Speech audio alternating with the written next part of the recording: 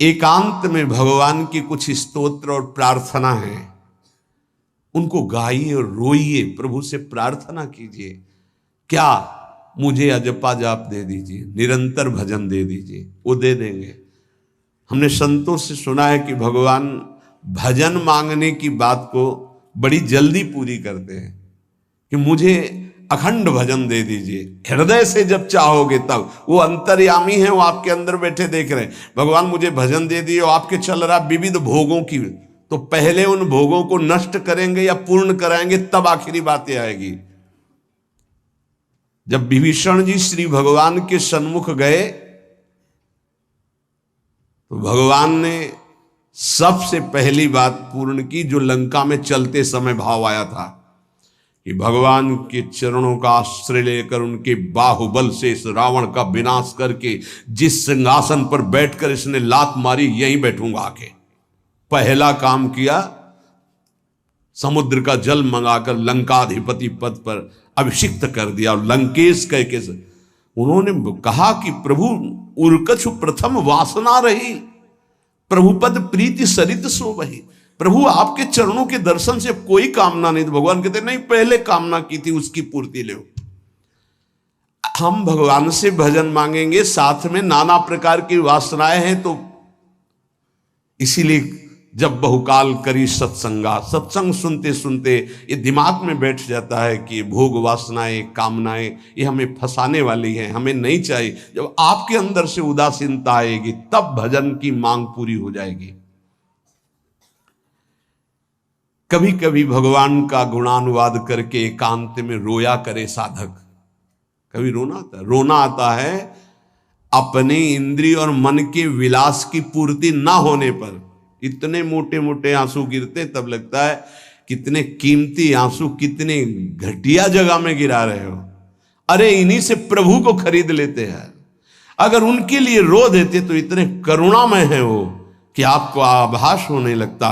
भले हम अंतःकरण उस कोटि की व्याकुलता नहीं कि मेरे प्रभु हम पर कितनी कृपा कर रहे हो, अगर हृदय से उनको पुकारे तो निश्चित वो अनुभव में आ जाते हैं। छोटी छोटी बातों में लोग रो देते हैं, ऐसे रो देते हैं, मोटे मोटे आंसू चल रहे बात में ऐसे। और प्रभु की चर्चा हो जाए घंटों, कोई फर्क नहीं पड़ेगा। ये तो आश्चर्य लगता है। और भक्तों को चाहे जितना भीषण कष्ट हो, कभी आंसू नहीं निकल सकते। जब आंसू निकलेंगे तो भगवत भाव में निकलेंगे। कह रहे नारायण स्वामी कि अजपा जाप के लिए भगवान से प्रार्थना करो। कभी कभी एकांत में उनके स्तोत्र हैं, गुण हैं, उनको गा गा कर रो, उनसे प्रार्थना करो, हे दीन बंधु मुझे अपना अखंड भजन दे दो। जो चाहिए सब प्राप्त हो जाएगा। भजन से क्या नहीं प्राप्त हो सकता। एकांत में बैठकर रोने से, ऐसे प्रतिदिन जब आप नियम बना करके प्रभु से प्रार्थना करेंगे। मीराबाई जी ऐसा ही करती थी, रात्रि में गिरधर से बात करती थी, प्रार्थना करती थी। नारायण स्वामी जी कह रहे हैं उपासक ये बिल्कुल ध्यान रखे, यदि नाम सिद्ध करना है तो झूठ बोलना शपथ पूर्वक त्याग दे। झूठ नहीं बोलूंगा, सत्य बोलना इस अजपा जाप के लिए निहायत जरूरी है, निहायत जरूरी है। प्रार्थना है, काहे को मलिन करे जिह्वा। जब हम भगवत मार्ग में चल रहे तो ये याद भूल जाती है हमें कि हमें सत्य ही भाषण करना है, असत्य नहीं बोलना। ये हमें भूल जाते हैं। क्यों भूल जाते हैं? क्योंकि माया का ऐसा प्रभाव। अगर हम भजन के प्रेमी हैं, भजन बढ़ाना चाहते हैं, तो हम झूठ क्यों बोले?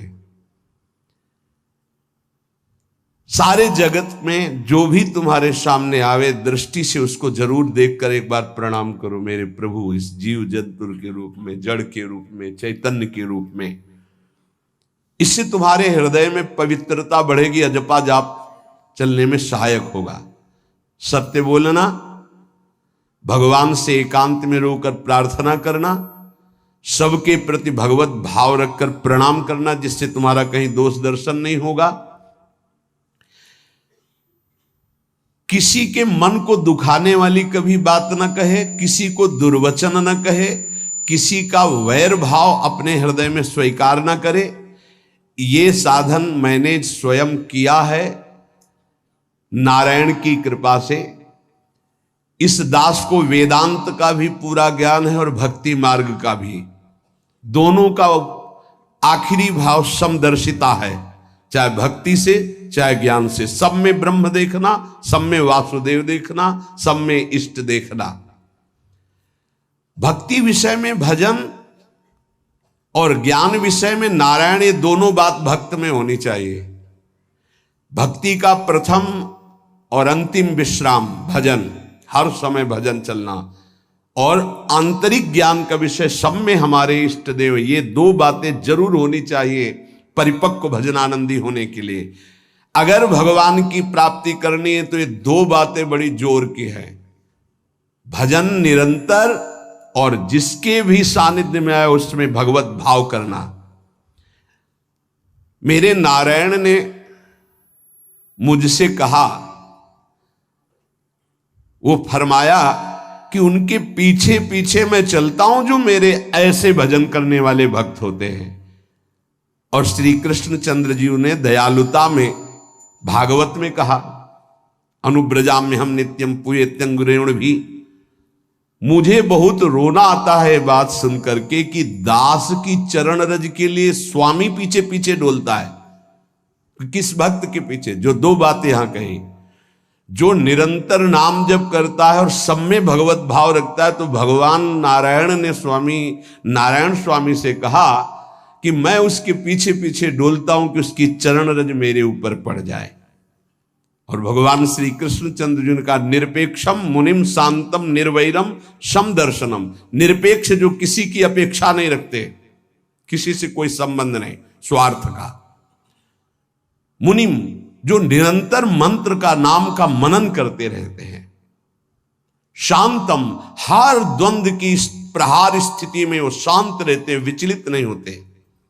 निर्वैरम कोई उनसे वैर करे तो भी वो उससे वैर नहीं करते। और समदर्शी सब में अपने इष्ट को देखते। ऐसे संतों के पीछे में भगवान कहते उनकी चरण रज लेने के लिए हर समय पीछे पीछे रहता हूं।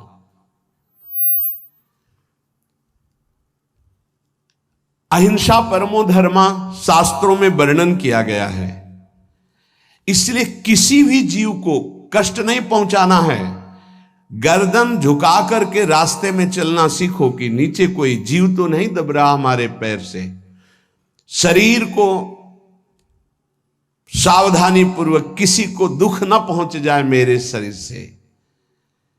वाणी को संभाल कर, किसी के हृदय में बाघ बाण ना लग जाए, वाणी का बाण ना लग जाए। बाहर का प्रहार तो सहा जाता है, लेकिन जब हृदय में शब्द चुभता है वचनों का, ये बाण खरकता रहता है। किसी भी जीव को कभी मारना नहीं, वो तुम्हें नुकसान नहीं पहुंचाएगा। गीता वाटिका में सांप निकला, फण वाला कोबरा। राधा बाबा ने कहा, देखो अभी केवल हमने देखा है, अगर और लोग देखेंगे तो आपको पीड़ा पहुंचा सकते हैं। इसलिए एक लकड़ी उठाई और कहा, मैं रास्ता बना रहा हूं, आप इधर से चले जाओ। ऐसे किया, सांप उधर चला। सब में भगवान है। अगर हम भगवत भाव करते हैं तो निश्चित वहां से कोई विरोध नहीं होगा।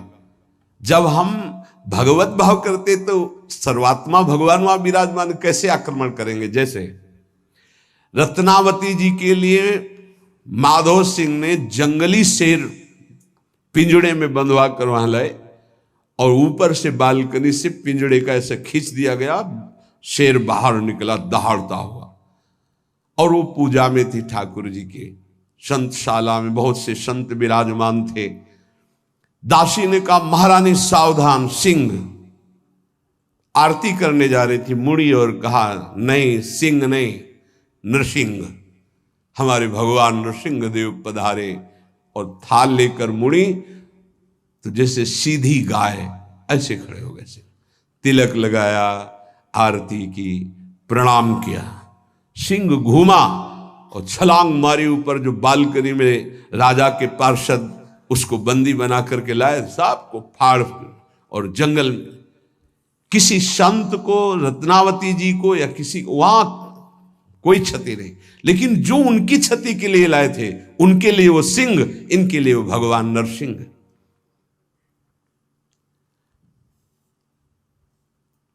यथा योग्य दूसरे की सहायता करना, ये अपने भजन को बढ़ाने के लिए अत्यंत आवश्यक है। नारायण स्वामी जी कहते हैं, साधु क्या सहायता करेगा? मान लो जो अकिंचन है वो क्या सहायता करेगा? तो विद्या दान सबसे बड़ा दान है। तुमने जो शास्त्रों में स्वाध्याय किया है, जो अनुभव किया है, वो दूसरों को दो। जो अधिकारी है, जो दैन्य है, जो सुनना चाहता है, उसे जरूर सुनाना चाहिए।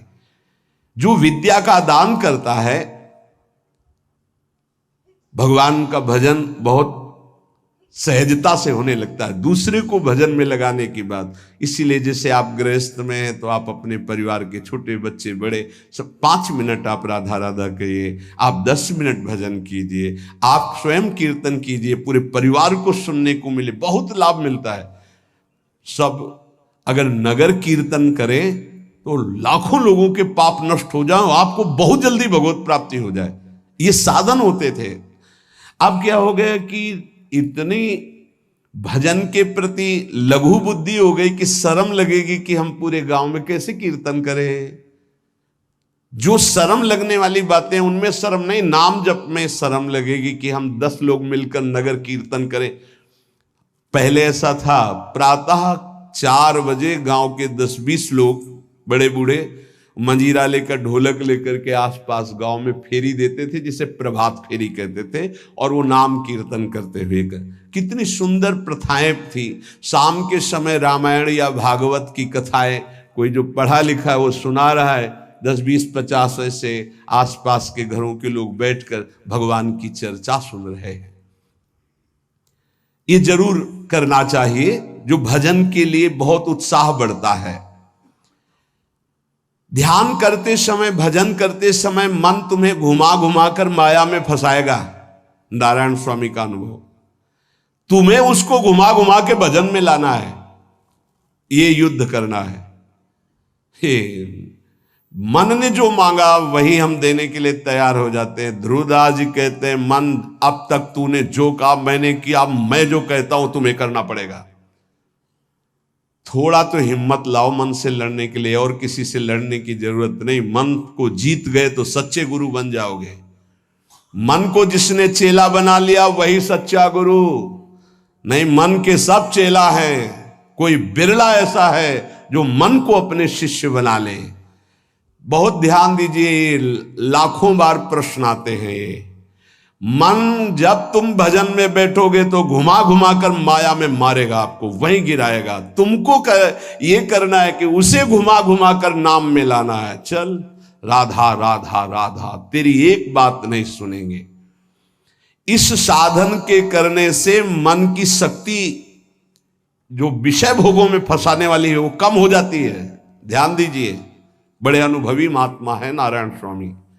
बार बार जब आप अपने मन को संसार की तरफ जाते हुए से घसीट कर नाम में लाएंगे तो कमजोर पड़ जाएगा और वो तुम्हारे अधीन होने लगेगा। मन जिसने अधीन कर लिया वो साक्षात भगवत स्वरूप हो जाता है। मन मारिया तन बस में की ना, हुआ भरम सब दूर। बाहर से कछ दिखत नाही, अंदर चमके नूर। आपो त्याग जगत में बैठे नहीं किसी से काम, उनमें तू कछु अंतर नाही, संत कहो चाहे राम। वो भगवान का स्वरूप हो जाते हैं। मन की प्रत्येक स्फुरणा पर ध्यान रहे, वो तुम्हें संसार की तरफ घुमा घुमा कर मारेगा, तुम्हें घुमा के नाम में लाना है।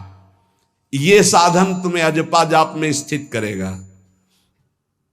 मन रूपी दर्पण को साफ करना है। जो जो वासना आवे उस वासना को नहीं भोगना है, इससे मन रूपी दर्पण साफ हो जाएगा। जैसे जैसे तुम वासनाओं को भोगते हो वैसे वैसे मन के ऊपर परत चढ़ती चली जाती है मल की, और जैसे जैसे तुम वासनाओं को नहीं भोगते हो तो मन निर्वासनिक होता जाता है। भोगने से सुख नहीं मिलेगा, ना भोगने से सुख मिलेगा। भोगने से शांति नहीं मिलेगी, ना भोगने से शांति मिलेगी। त्यागात् शांतिरंतरम, अब बहुत बुरा बैठ गया है ये हमारे हृदय में कि हमारे मन में जो आए वो भोग मिल जाए, हम सुखी, बड़ी कृपा। बोले जब से भजन शुरू किया बड़ा चमत्कार, जो चाहते हो जाता है। दुर्भाग्य, ये कोई सौभाग्य है? जो मन चाहे वो पूर्ण हो जाए, सौभाग्य नहीं है। फिर वो तुमको अधीन करके जो तुम नहीं चाहोगे वो भी करवा लेगा।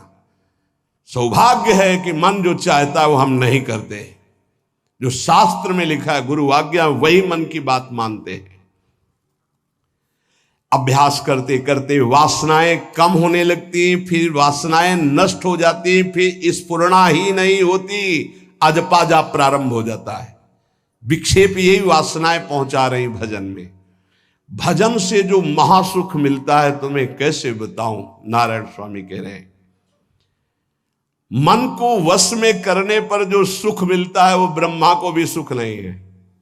अब आप सोच लीजिए, मन के अधीन होने पर दुर्गति तो सब देख रहे हैं, लेकिन मन को वश में करने पर जो सुख है वो परमेष्ठी पद ब्रह्मा में भी नहीं है। इसीलिए भक्त कहता है, न पारमेष्ठ्यम न महेंद्र धिष्णम, नहीं चाहिए देवराज इंद्र का पद या ब्रह्मा का पद। ऐसा सुख स्वयं मिल गया क्योंकि मन अधीन हो गया।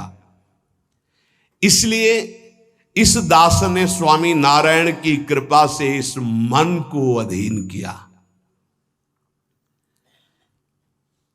नेत्रों से जलधारा बहने लगी और हर समय नारायण की छवि नेत्रों में बस गई और जिह्वा ने प्रबल रूप धारण कर लिया। नारायण नारायण नारायण नारायण। अभी जिह्वा प्रबल रूप, समोसा, चटनी, ये वो कैसे नाम मीठा लगे। राधा नाम सुधा रसम, पानी आया मुंह में? नहीं। राधा नाम सुधा रसम, पानी आया मुंह में? नहीं आया।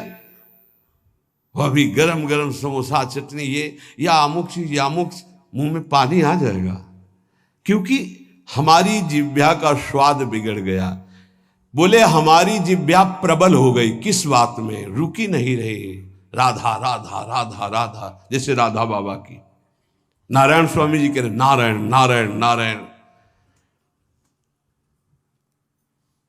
हमने इसको कैसे वश में किया? बाजार में जाता, मिठाई की दुकान के सामने खड़े होता और जो सब चीज दिखाता और फिर कहता नारायण नारायण नारायण, कुछ नहीं मिलेगा, चलो। फल की दुकान में जाता, जगह जगह इसको हर चीज दिखाया, कुछ नहीं दिया। ये हमको जलाया और हम नारायण नारायण के द्वारा इसको शांत किया। माया ने हर चीज मंगवाकर हमारे सामने रखी पर नहीं खाया। ध्यान दीजिए, महापुरुष अपने इसको लिखने के पहले उन्होंने लिखा है कि मैं कोई लेखक नहीं हूं, मैं उन साधकों के लिए जो भगवत साक्षात्कार करना चाहते हैं उनके लिए रात्रि में अपने प्रिय नारायण का भजन रोक करके कुछ बातें लिख रहा हूं। अगर इनको स्वीकार करोगे तो आपका भी अजपा जाप चलने लगेगा, आप भी भगवत साक्षात्कार कर लेंगे। जब हमने देखा कि बहुत सुंदर सुंदर भोजन बन करके हमारे सामने माया भेजने लगी, नारायण भेजने लगे, ऐसा नहीं कह रहे। देख लो साधक की चतुरता देखो। माया हमारे सामने अच्छा अच्छा भोजन पकवान, पर मैं कभी उन अच्छे भोजन को नहीं पाता, मामूली साधारण उससे निकाल करके भोजन पाता। जितने सिद्ध हुए हैं उनकी रहनी यही है। मिठाई, चरफरा, स्वादिष्ट जवान पर ना रखने का नियम ले लिया, ये बड़ी बात है। अभी कुछ समय पहले एक महापुरुष पधारे, उन्होंने पहले आजीवन मिठाई छोड़ दी, कोई मीठा, फिर नमक छोड़ दिया, फिर भगवदाकार वृत्ति में शरीर भी छोड़ दिया। क्या महापुरुषों ने पाया है कि हम प्राण और शरीरों को इस सब कुछ समझते। पहले ही बता दिया था 3 दिन पहले कि अमुक समय में शरीर छूटेगा, और हंसते खेलते सबके सामने शरीर समाधिस्थ होकर छोड़ दिया। मिठाई, स्वादिष्ट चरफरा चाहते हैं अजपा जाप, लेकिन गुलाब जामुन पा करके, बढ़िया बढ़िया पदार्थ पा करके, भाई इनका प्रभाव है, ये भजन में नहीं लगने देंगे, देख लेना, भजन में नहीं लगने देंगे। और अभी 10 दिन केवल हमें समय दो आप, फिर हम आपको देखेंगे कि आप कितना भरपेट भोजन पाते हैं। किसी भी मिठाई में चीनी नहीं पड़ेगी और किसी भी दाल या कढ़ी में नमक नहीं पड़ेगा, मिलेगा सब कुछ। खीर भी मिलेगी, गुलाब जामुन भी मिलेगा, पर चीनी नहीं होगी। दाल भी होगी, सब्जी होगी, कढ़ी होगी, पर नमक नहीं होगा, चलेगा। 10 दिन बाद आप देखो अगर पेट न पचकने लगे तो स्वाद ही नहीं मिलेगा। ये क्या हो रहा है? ये जवान को संभालना है अजपा जाप के लिए। वो गोस्वामी तुलसीदास जी ने भी कहा है, अगर लोन बिना सब्जी ऐसे सीठा भोजन तो बहुत जल्दी नाम सिद्ध हो जाए। तो हम कह रहे चलो ऐसा नहीं सही तो पर सात्विक और थोड़ा पाना सीखो। देखो माया की व्यवस्था में कमी नहीं रहेगी, व्यवस्था तो बहुत जोर की होती रहेगी, आप चिंता ना करें। खाते खाते मर जाएंगे, भोजन कम नहीं होगा, ये सृष्टि का क्रम है। आप अपने अगर जिह्वा को आपने विविध प्रकार का स्वाद दिया तो इस दास ने जो अनुभव किया कि नाम जप नहीं चल पाएगा निरंतर। नारायण स्वामी कह रहे हैं देख लो, नाम चलाना है या रसेंद्री, थोड़ा नमक कम हो, नमक डलवा। अरे यार कभी कभी तो साधु को ऐसा सौभाग्य मिलता है कि नमक ना हो, कभी ऐसा बिगड़ा एक चुपचाप दबा के प्रसन्नता से मन की इंद्री को नहीं, शांत, कैसा भोजन, बहुत प्रसाद, बहुत सुंदर था। कभी ऐसा नहीं, कभी नमक ना हो, कभी कम नहीं मांगना चाहिए, कम से कम थोड़ा तो कभी कभी अवसर मिले ऐसा। कभी खीर बनाओ, चीनी ना डालो, देखो ना बिल कभी ऐसा। फिर देखो खीर कौन मांगता है? एक दोना के बाद मान लो उपदेश हो गया कि तो एक दोना के बाद खीर नहीं, वो अजपा जाप के लिए खीर मना है अजपा जाप के लिए। ये रसेंद्री का विलास बहुत विचित्र, बहुत विचित्र है। खाते खाते मीठा शुगर हो गया, खाते खाते परेशान, लेकिन फिर भी रसेंद्री नहीं मानती। जो निरंतर भजन करना चाहता है उसे 24 घंटे गुरुजनों के द्वारा बनाई हुई दिनचर्या में ही रहना चाहिए। एक दिनचर्या कोई पकड़ लीजिए, एक आज्ञा पालन कीजिए। अगर 100 आज्ञा ना पालन करने की सामर्थ्य आ जाए तो बताना, एक कोई आज्ञा पालन कर लीजिए, वो 100 आज्ञा पालन, और एक आज्ञा उल्लंघन कर दीजिए, 100 आज्ञाओं से आपको नीचे गिरा देंगे। एक दिनचर्या पालन कर लीजिए, आप अपने मन को आज्ञा पर लगा दीजिए, एक दिनचर्या पालन कर लीजिए। कौन सी दिनचर्या ऐसी कठिन है जो आप पालन नहीं कर सकते? मैंने एक यूरोप का आदमी था, वो बहुत अमीर था। वो मरते समय घर वालों को कहा कि मैं एक वसीयत लिखा है, वो मुझे पढ़ने को मिली उस दिन। पूज्य नारायण स्वामी जी कह रहे हैं उसमें कोई रुपया पैसा की वसीयत नहीं थी। उसने एक बहुत मोटे अक्षरों में शब्द पूरा खाली, पूरी डायरी खाली, केवल एक शब्द, और कहा मैं ये वसीयत आप लोगों को लिखकर, time is money in the world. सही शब्द है कि गलत है? वर्ड होगा, हाँ, क्योंकि ज्यादा पढ़े लिखे। Time is money in the world, दुनिया में सबसे बड़ी संपत्ति समय है। दुनिया में सबसे बड़ी संपत्ति समय है। जब से मैंने ये पढ़ा तो इस दास ने समय की सदैव कद्र की है, हर समय को सार्थक किया है। या निरर्थक करने में समय की सार्थकता समझ रहे हैं। निरर्थक सोना, निरर्थक बातें करना, बिना भजन के जो सेकंड गया व्यर्थ गया। बहुत सुंदर बात है, जिसने समय की कीमत पहचान ली वो सबसे बड़ा संपत्तिवान। Time is money in the world, संसार में समय ही सबसे बड़ी संपत्ति है। समय की सदुपयोग वृत्ति राधा राधा राधा राधा। इसको पाबंदी में बांधिए, तुम्हारा लोक परलोक दोनों सुधर जाएगा। समय को एक, इस समय ये, इस समय ये, इस समय ये, इस समय ये। परसों जब इसी का सत्संग हुआ था तो ये हुआ था कि यदि आपने किसी को 5 बजे का समय दिया तो 5 मिनट पहले पहुंच जाइए। यह साधक का लक्षण होता है। अगर 3:30 बजे से वाणी पाठ होता है तो आपको यहां 3 सवा 3 बजे ही उपस्थित हो जाना चाहिए। आप सर्वांतर्यामी भगवान के द्वारा दिया हुआ दिव्य मानव देह और दिव्य सत्संग और इसको दिव्य बनाने का अवसर खो मत। नहीं, ये सोने के लिए नहीं, ये व्यर्थ के लिए नहीं, ये मुंह दिखी करने के लिए नहीं है, ये अंता से पालन करने के लिए है। जब से मैंने ये शब्द पढ़ा था time is money in the world, तो अपने जीवन में कभी 1 मिनट भी व्यर्थ नहीं खोने दिया, 1 मिनट भी। देखो, यही लगन नींद पर विजय प्राप्त करवाती है। यही लगन कि मुझे समय बर्बाद नहीं करना, जितना अधिक से अधिक भजन। पता नहीं आज शाम हो कि ना हो, हम क्यों अपने इस दिव्य समय को नष्ट करें। पर लोग समय कटता नहीं है, इसलिए टेलीविजन और कई कई प्रकार की बहिर्मुख वृत्तियों को स्वीकार करते हैं कि समय काटना है।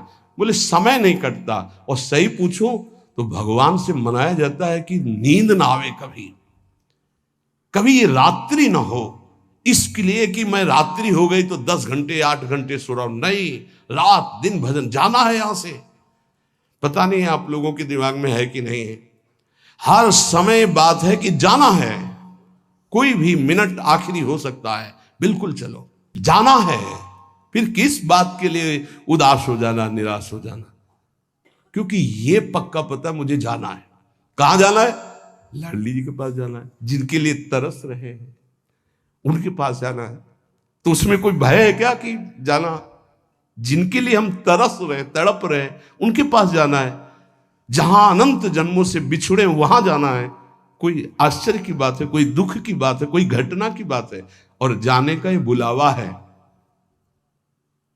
एक माई है, भयंकर कैंसर से पीड़ित है, मुस्कुराहट के सिवा कभी हमने उसके मुख में उदासी नहीं देखी। जब प्रणाम करके बाद, बहुत कृपा है लाडली जी की, बहुत कृपा है गुरु जी की, यह जीवन है। आपके अंदर अगर थोड़ी देर सोचो कि कैंसर की रिपोर्ट आ गई, अब कैसा लगेगा? कैसा लगेगा? भाई भगवान ने हमें क्या दिया है? थोड़ी देर आंख बंद करके सोचो, यदि तुम्हारी आंखें ज्योति रहित हो जाए तो कैसा लगेगा? घबराहट पैदा हो जाएगी। आप देखो, अभी आंख बंद करो, सोचो अगर ये सदा सदा के लिए ऐसी हो गई तो भगवान ने कितनी कृपा दी। तुम सुन सकते हो, बोल सकते हो, देख सकते हो, सूंघ सकते हो, चल सकते हो, अभी स्वस्थ हो। समय की कदर करो। नहीं, ये समय निकला चला जा रहा है, ये वापस नहीं आने वाला। और स्थिति ऐसी बना लो कि हर स्थिति में तुम्हारा मंजीरा बजने से रुके ना। पक्का। जब भीषण कष्ट की स्थिति थी तब भी कहते थे व्हील चेयर में बैठा लो, हमारा नियम है इस समय बाहर निकलकर 4 चक्कर लगाना, आप लगाओ चक्कर। नहीं, ऐसे नहीं बैठा लिए, हमारा नियम, और जो नियम है उठाओ, हमको टांग के ले चलो, हमारा शरीर का संस्कार करो, वैसा चलो, टाइम बाय टाइम। ये क्यों हुआ? बचपन से इसका अभ्यास और भगवदाश्रय। इसीलिए सबसे प्रार्थना करते हैं, ये किसी एक के लिए नहीं है। व्याधि मंदिरम शरीरम व्याधि मंदिरम, कौन सा देवता प्रकट हो जाए? किडनी फेल कर, कितने प्रकार के रोग हैं भैया। और एक बार जहां रिपोर्ट आई कैंसर, खत्म खेल, भजन साधन सब खत्म, चेहरे का रंग बदल, दिल बोले ब्लॉक हो गए इस दोनों नसें। अब वो परेशान है, अरे ब्लॉक नहीं, फेल हो जा, पास हो जा, इसमें क्या जाना। राधा राधा हर समय तैयार है। जैसे आर्मी का जवान तैयार रहता है बॉर्डर पे कि कहीं से भी गोली आ सकती है, ऐसे बिल्कुल तैयार रहो, पक्का तैयार रहो। बार बार कह रहे हैं सावधान, समय की कीमत को पहचानो।